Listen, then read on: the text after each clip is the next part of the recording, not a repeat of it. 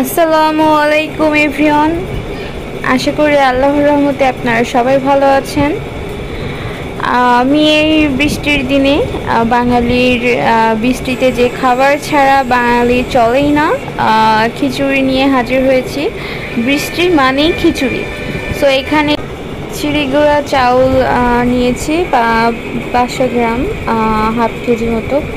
So এখন আমি চালটা ধুয়ে ঝরিয়ে নিয়েছি, রেখে দিয়েছি পানি ঝরাতে। আর এখানে দেখতে পাচ্ছেন আমি কড়াইতে ডাল সিদ্ধ করে রেখেছি। আমার ডাল সিদ্ধ হয়ে গেছে। আর পাশে চুলায় কড়াইতে আমি গরুর মাংস আলু দিয়ে রান্না করে রেখেছি অলরেডি। সো এখানে আমি গরুর মাংস আর আলু এবং বাকি মশলা দিয়ে ম্যারিনেট করে পরিমাণ মতো পানি দিয়ে 6 থেকে 7টা সিটি দিয়েছি। মিডিয়াম আঁচে দিয়েছি 3টা, আর হাই আঁচে দিয়েছি আপনার 6টা সিটি। তো অলমোস্ট ডান আমার মাংস। তো আমি এক সাইডে রেখে দিলাম। এখন আমি খিচুড়ির জন্য প্রস্তুতি নিব। তো দেখতে পাচ্ছেন আমি অলরেডি পাতিলা বসিয়ে দিয়েছি চুলায়। পাতিলা গরম হওয়া পর্যন্ত অপেক্ষা করব। সো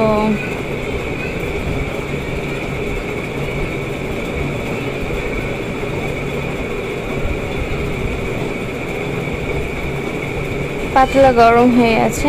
এখন এর মধ্যে আমি পরিমাণ মতো তেল দিব। আমি এখানে রাইস ব্র্যান্ড অয়েল ইউজ করেছি।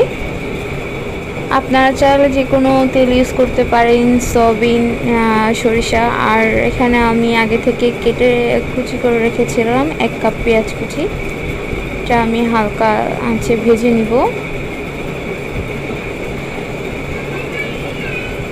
হালকা লালচে হওয়া পর্যন্ত।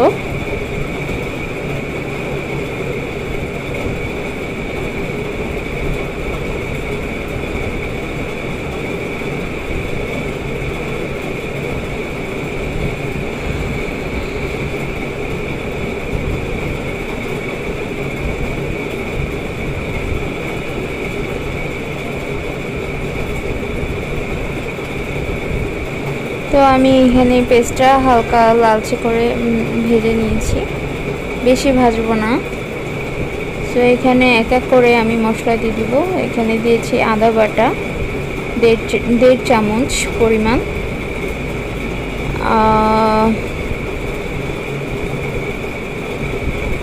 পেঁয়াজের সাথে এটা মিক্স করে নিব আদা বাটাটা। দেন এখানে আমি ইউজ করছি রসুন বাটা 2 টেবিল চামচ পরিমাণ।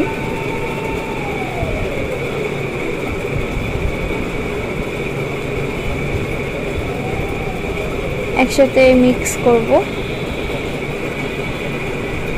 এরপরে দিব হলুদ গুঁড়া। হলুদের গুঁড়া আমি এখানে দিয়েছি 1.5 টেবিল চামচ, ছোট চামচের। আর দিচ্ছি 2 টেবিল স্পুন লবণ। সো দিয়ে ভালোভাবে মিক্স করে এখানে চুলার আঁচটা একটু লো ফ্লেমে রাখবো, মিডিয়াম আছে, কারণ না হলে মশলাটা পুড়ে যাওয়ার সম্ভাবনা আছে। তো হালকা করে মিক্স করব এবং মশলাগুলো ভেজে নিব। তারপরে এখানে পরিমাণ মতো একটু পানি দিব, যাতে মশলাটা তলা লেগে না যায়।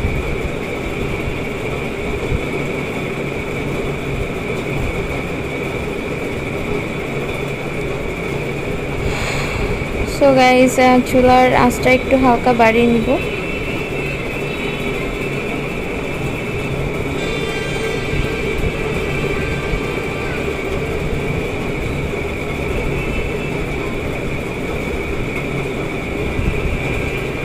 তো এখানে আমি আমার যে বাকি মশলাগুলো আছে ওগুলো অ্যাড করে নিব, যেমন গুঁড়া মশলা, গুঁড়া মরিচ, গুঁড়া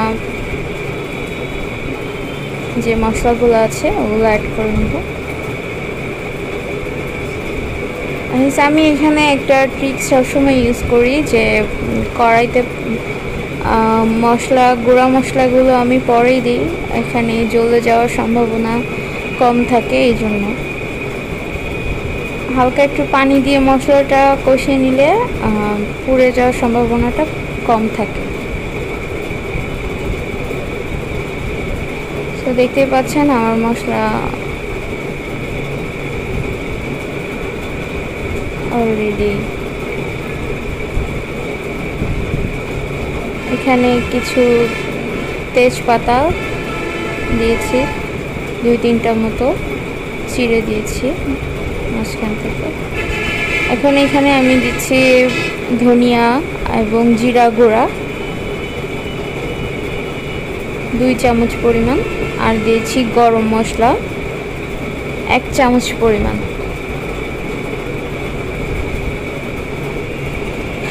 দিয়ে ভালো করে মিক্স করব। আমার যখন মশলার তেলটা উপরেও চলে আসবে তখন বুঝতে পারবেন যে আপনার মশলা ভুনা হয়ে গেছে, মশলাটা কষানো হয়ে গেছে। সো এর মধ্যে আমি কিছু গাজর কেটে রেখেছিলাম ধুয়ে, ওটা দিয়ে দিলাম।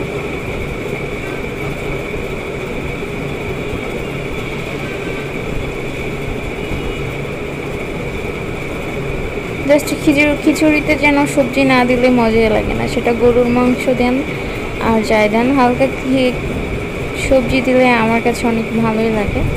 সো এখানে আমি সিদ্ধ করে রাখা যে ডালটা, ওটার 3/2 অংশ নিয়েছি।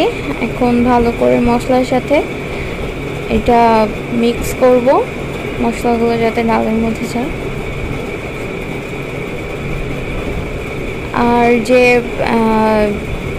চিনি গুঁড়া চালটা আমি ধুয়ে পানি ঝরে রেখেছিলাম, ওটা এখন আমি দিয়ে ডালের সাথে ডাল চাল একসাথে মশলাগুলো মিক্স করব এবং হালকা সামান্য একটু পানি দিয়ে, যাতে পাতিলার তলা লেগে না যায়।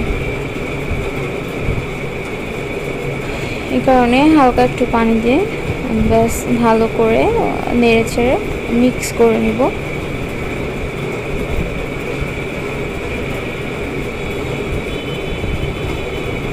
খিচুড়ি আমার অলমোস্ট ছোটোবেলা থেকে অনেক পছন্দের। আমার আম্মা অনেক ভালো খিচুড়ি রান্না করতেন, অনেক মজাদার ছিল সেই সময়ের ছোটোবেলার বিষয়গুলো। আমার সবজি খুবই পছন্দ, এই কারণে আমি খিচুড়িতে সবজিটা মাস্ট দিই।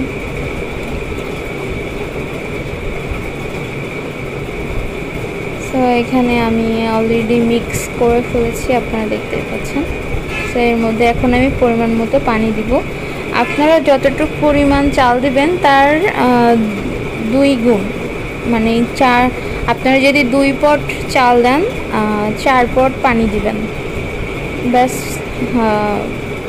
মাপ অনুযায়ী যে কাপে দেবেন ওই কাপের পরিমাণ, যে কাপে চালটা মাপবেন ওই চালের কাপ পরিমাণ, মানে ওই কাপ পরিমাণই আপনি পানি দিবেন।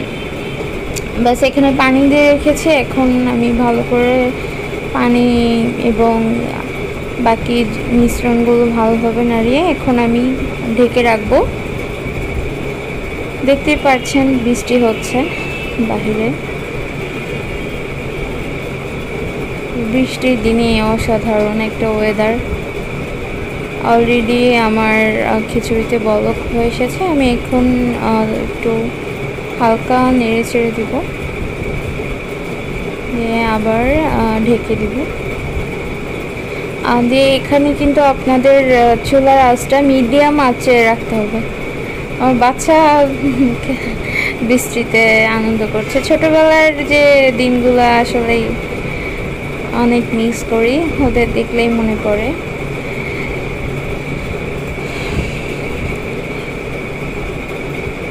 কী দিন ছিল সেই দিনগুলো, কত আনন্দ, এখন আর চাইলেই। সো এক্ষেত্রে আমি এখন আমার যে কুকারের মাংস আমি আগে থেকে রান্না করে রেখেছিলাম ওগুলো দিয়ে দিব।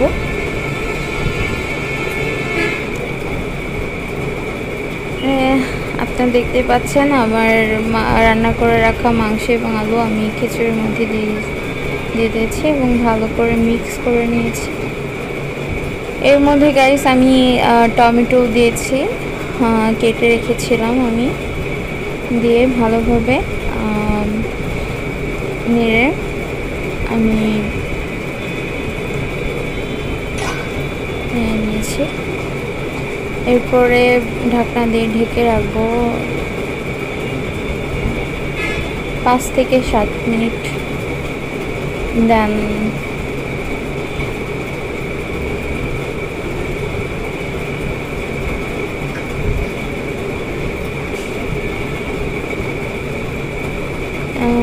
এখানে আমি দেখেছি আমার মা, দাদি, নানিরা চুলার উপর যে ভাপটা দিতেন। সো আমি এখানে তাওয়া দিয়েছি চুলার উপরে, তাওয়ার উপরে আমি আমার পাতলাটা রেখেছি যাতে তলাটা পুড়ে যাওয়ার সম্ভাবনাটা কম থাকে।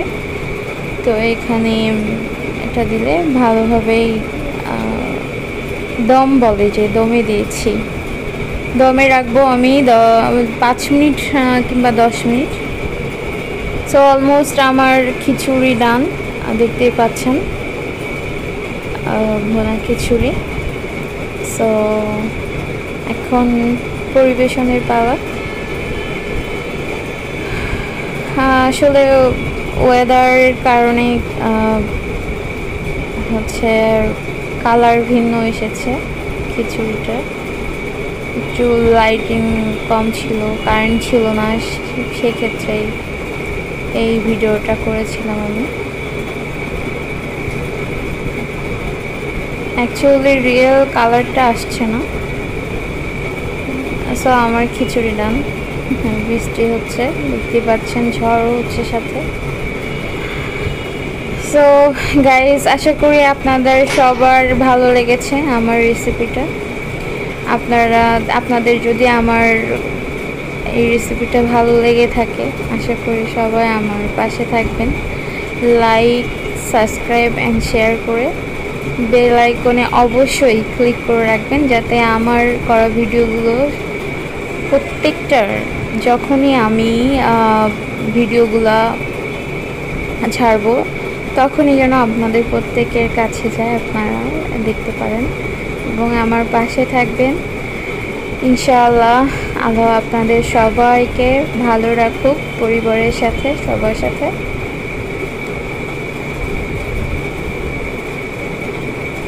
ভালো থাকবেন। এই যে আমার লাস্ট ফিনিশিং লুক, এই যে দেখতে পাচ্ছেন, আমি এই গাইস দেখতেই পাচ্ছেন এখানে আমি বলে পরিবেশন করেছি।